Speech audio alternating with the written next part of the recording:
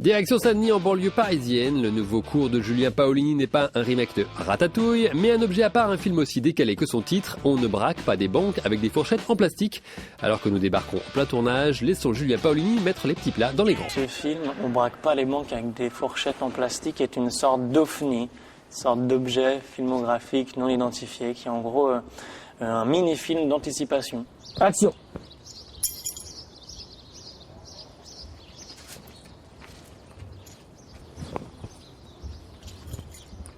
Coupé.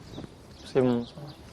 Yes, merci. L'histoire, on ne connaît pas trop le début, enfin l'avant et l'après de ce qui est tourné en fait, mais c'est un peu une apocalypse en 2022 à peu près, donc il y a plus personne ou très peu de gens qui survivent.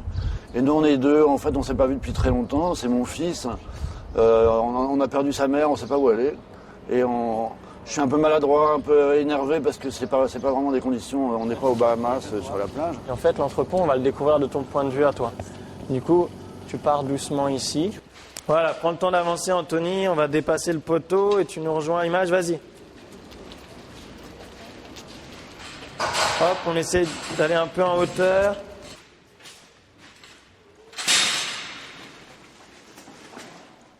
Quand tu as eu ce regard tout à l'heure, tu as eu ce regard à droite, c'est là où tu rebalances vers les rats. Parce que si tu as les rats alors qu'on est dos à toi, on n'a pas cette impression de mouvement. Alors que si tu étais sur le regard à droite et que tu rebalances vers tes pieds, c'est plus clair. Bouge ton pied, bouge ton pied. Voilà. C'est la première fois que je travaille sur un court-métrage où il y a autant de moyens techniques, quoi, genre des bonnes caméras, une bonne équipe technique. Ça fait comme un long-métrage, mais réduit à 3 jours. On part sur le travelling d'accompagnement le long du mur qui se termine sur les images. C'est une scène un peu clin d'œil au beau gosse. On découvre cet entrepôt et juste derrière il y a des photos de filles. Travelling, j'ai entendu. Travelling, ouais. Pour que ça marche, au départ, bouche entrouverte. Vas-y à fond. Bouche entrouverte, yeux écarquillés au départ, quoi. Comme ça, plus tu es fort dans l'émotion, plus tu sursautes s'il t'appelle et plus c'est marrant ce décalage. Ça y est, ramène-toi! Il y a notre génial décorateur accessoiriste qui est en train de mettre en marche un robinet qui en vérité ne marche pas et fait semblant de faire couler d'abord une eau sale qui devient propre ensuite. C'est donc notre source potable. Le père et le fils ont recherché longtemps, on a trouvé. Anthony, le regard vers lui quand il boit, t'as soif aussi. Attends pas encore, il boit pas encore.